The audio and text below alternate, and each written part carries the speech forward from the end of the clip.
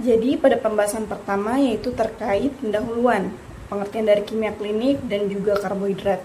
Nah, sebenarnya apa sih itu kimia klinik? Jadi kimia klinik ini merupakan ilmu yang mempelajari terkait teknik terhadap darah, urin, sputum atau ludah dan dahak, kemudian cairan otak, dan juga fungsi ginjal serta sekret-sekret yang dikeluarkan. Pada kimia klinik tentunya berkaitan dengan pemeriksaan laboratorium. Nah, pada pemeriksaan laboratorium ini berdasarkan reaksi kimia terhadap cairan pada tubuh. Adapun pengujian yang dilakukan pada kimia klinik dapat digunakan untuk uji fungsi hati, otot jantung, lemak darah, gula darah, fungsi pankreas, elektrolit, dan juga dapat digunakan sebagai penegak atau memberikan diagnosa terhadap pasien. Nah, dikarenakan judul materi dari kelompok kami yaitu gangguan metabolisme karbohidrat, tentunya kita harus mengetahui terlebih dahulu apa itu sebenarnya karbohidrat. Nah, jadi karbohidrat ini merupakan komponen gizi yang utama yang nantinya akan menjadi sumber energi pada tubuh manusia. Maka dari itu sangat penting bagi kita untuk mengetahui peran dan bagaimana metabolisme karbohidrat demi menjaga kesehatan dan juga kesejahteraan tubuh. Adapun pengertian dari karbohidrat yaitu karbohidrat merupakan senyawa organik yang terdiri dari karbon, hidrogen, dan oksigen. Nah, ketika kita mengonsumsi karbohidrat ini, tubuh akan menguraikan karbohidrat menjadi glukosa yang nantinya digunakan sebagai bahan bakar atau sumber energi bagi tubuh. Juga fungsi lain dari karbohidrat ini juga bisa menjadi penunjang atau pendukung dari fungsi otak dan sistem saraf, mengatur kadar gula darah dan juga membantu dalam proses pencernaan. Untuk lanjutannya saya berikan kepada pemateri selanjutnya. Baik, selanjutnya di sini saya akan menjelaskan mengenai mekanisme terjadinya gangguan metabolisme karbohidrat. Namun pertama-tama kita harus mengetahui bagaimana mekanisme normal metabolisme karbohidrat.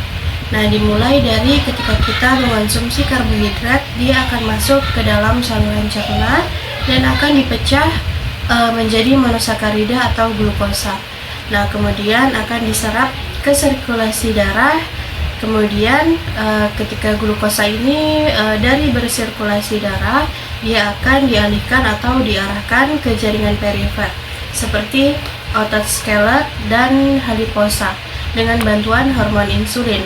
Nah, kemudian monosakarida atau glukosa ini akan diarahkan ke hati dan disimpan di hati dengan bantuan hormon insulin yang dimana namanya itu adalah glikogen. Nah, kemudian ketika kita juga mengonsumsi karbohidrat atau glukosa ataupun sakarida, maka kelor yang dari sel lemak dan asam amino ini dari sel otot serta laktat akan diubah menjadi glukosa dengan bantuan horat glukagon, di mana prosesnya dinamai dengan gluconeogenesis. Nah, kemudian glukosa yang disimpan di hati atau glikogen ini akan diubah menjadi glukosa dengan bantuan hormon glukagon. Nah, di mana prosesnya disebut dengan glikogenesis. Nah, kemudian mekanisme normalnya ini kita ketahui bahwa insulin sangat berperan penting dalam penyerapan atau metabolisme karbohidrat. Kemudian ketika kita mengalami kesalahan dalam produksi insulin atau kurangnya hormon insulin, maka akan terjadi penumpukan glukosa dalam sirkulasi darah. Nah, ini ketika terjadi penumpukan tersebut akan memicu terjadinya penyakit yang dimana gangguan atau metabolisme karbohidrat ini. Baik, mungkin hanya itu yang bisa saya sampaikan. Saya akan serahkan kepada materi berikut. Baik, pembahasan yang ketiga, faktor-faktor yang mempengaruhi gangguan metabolisme karbohidrat. Yang pertama, faktor hormonal. Gangguan hormonal kelainan pada kelenjar endokrin yang menghasilkan hormon-hormon penting untuk regulasi metabolisme, seperti insulin dari pankreas dapat menyebabkan gangguan metabolisme. Yang kedua, faktor imunologis atau penyakit autoimun beberapa kelainan metabolisme dapat terkait dengan respons sistem kekebalan tubuh yang salah, di mana tubuh menyerang sel-sel atau enzim yang terlibat dalam proses metabolisme. Yang ketiga, faktor infeksi. Infeksi, beberapa jenis infeksi dapat merusak organ atau sel-sel yang berperan dalam metabolisme, menyebabkan kelainan metabolisme. Yang keempat, faktor keturunan atau hereditas. Kromosom abnormal atau kelainan pada struktur kromosom atau jumlah kromosom dapat menyebabkan kelainan metabolisme. Contohnya adalah sindrom Down yang disebabkan oleh kelebihan 1 kromosom 21.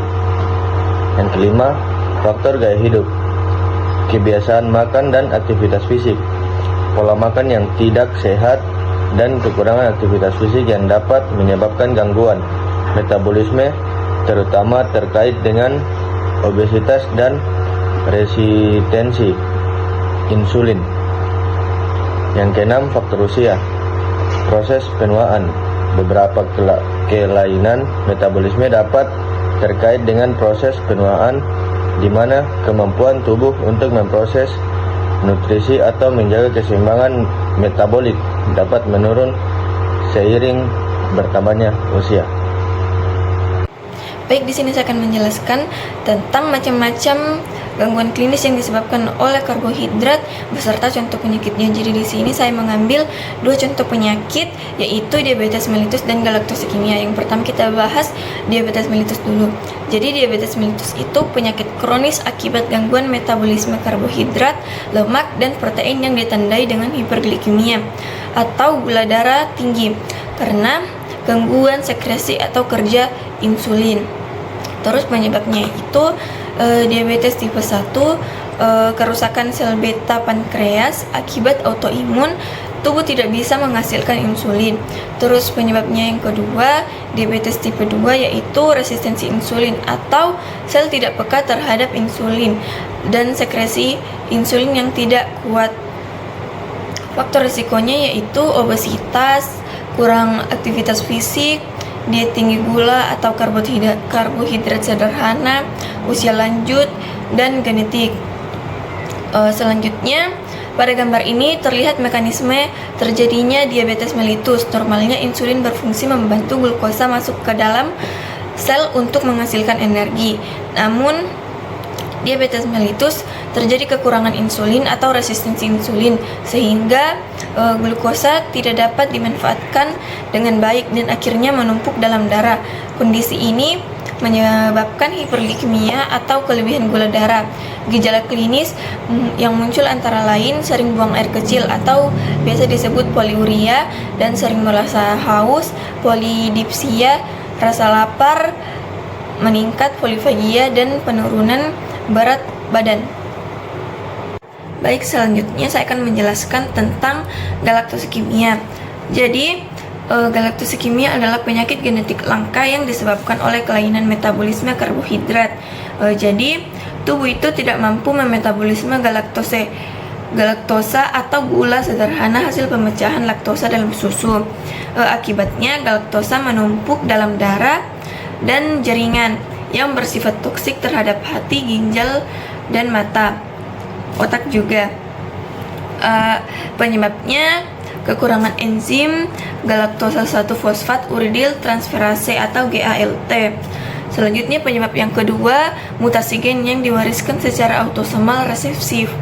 Terus penyebab yang ketiga, akibat defisiensi enzim ini galaktosa tidak bisa dirubah menjadi galaktosa 1 fosfat sehingga metabolisme terganggu dan terjadi akumulasi galaktosa dan galaktosa 1 fosfat yang merusak organ. Selanjutnya kita lihat pada galaktosikemia. Galaktosa yang berasal dari laktosa seharusnya diubah menjadi glukosa di hati.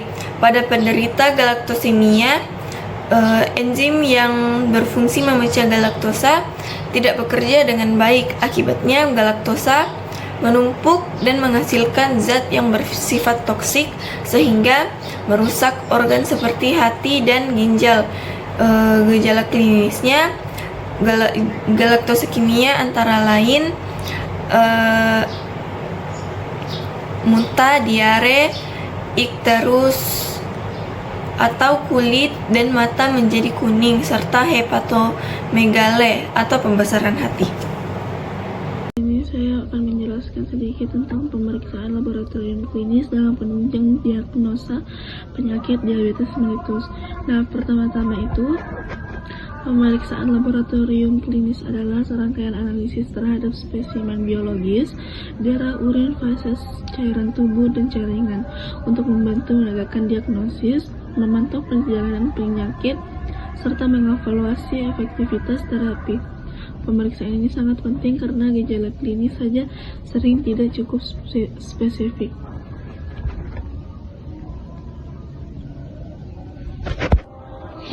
Peran pemeriksaan laboratorium pada diabetes mellitus itu yang pertama itu menegakkan diagnosis DM, membedakan dengan keadaan normal atau pradiabetes. Yang kedua itu menilai tingkat keparahan risiko komplikasi. Tiga itu memantau kontrol gula darah selama pengobatan, mendeteksi komplikasi kronis yang seperti ginjal, hati, lipid, dan pembuluh darah. Nah, di sini ada jenis-jenis pemeriksaan laboratorium untuk diabetes mellitus. Yang pertama itu ada pemeriksaan untuk diagnosis. Nah, pemeriksaan diagnosis ini dia memeriksa seperti gula darah puasa, gula darah 2 jam postprandial, terus gula darah sewaktu, dan HbA1c. Nah, gula darah puasa itu normalnya itu kurang dari 100 mg per desiliter. Nah, kalau pradiabetes itu 100 sampai 125 mg per desiliter. Nah, kalau diabetes itu kurang lebih 126. Dilakukan 2 kali pemeriksaan berbeda untuk memastikan. Nah, kalau gula darah 2 jam postprandial itu normalnya itu kurang dari 140 mg. Nah, kalau pradiabetes itu 140 sampai 199 mg. Nah, kalau diabetes itu kurang lebih 200 mg. Nah, kalau gula darah sewaktu itu diabetesnya itu kurang lebih 200 mg. Plus ada gejala klasik seperti poliuria, polidipsia, polifagia, penurunan berat badan. Nah, kalau HbA1c itu normalnya itu kurang dari 5,7%, pradiabetesnya itu 5,7 sampai 6,4%. Terus diabetesnya itu kurang lebih 6,5. Nah, selanjutnya hasil pemeriksaan. Kalau hasil pemeriksaan dari KDP itu normalnya kurang dari 100 mg per desiliter. Nah, kalau pradiabetes itu 100 sampai 125. Nah, diabetesnya itu kurang lebih 126. Terus kalau TTGO 2 jam kurang dari 140 mg per desiliter, 140 sampai 199. Nah, kalau diabetesnya itu kurang lebih 200. Nah, GDS plus gejala itu diabetesnya itu kurang lebih 200 mg per desiliter. Nah, kalau HbA1c itu kurang dari 5,7% yang normalnya. Kalau pradiabetesnya 5,7 sampai 6,4% pradiabetesnya. Terus kalau diabetesnya itu kurang lebih 6,5. Sekian, terima kasih. Di sini saya akan menjelaskan tentang pemeriksaan penunjang selain kimia klinik untuk gangguan metabolisme karbohidrat. Meliputi yang pertama itu pemeriksaan darah dan hormon, misalnya insulin, C-peptin, kortisol, dan TSH untuk menilai fungsi hormonal dan metabolik.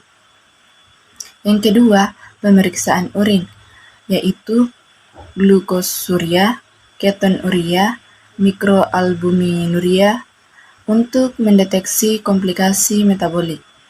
Yang ketiga, pemeriksaan genetik molekuler untuk mendeteksi kelainan enzim atau mutasi gen. Yang keempat, pemeriksaan pencitraan, yaitu USG, MRI, dan CT, untuk melihat kondisi organ seperti hati dan pankreas. Yang kelima, tes fungsi organ seperti ginjal dan hati. Yang keenam, tes fisiologis, beban atau TTGO, tes laktosa dan galaktosa, untuk menilai kemampuan tubuh metabolisme karbohidrat. Pemeriksaan dipilih sesuai dugaan penyakit seperti diabetes mellitus, glikogeneosis, atau intoleransi glukosa. Terima kasih, Pak.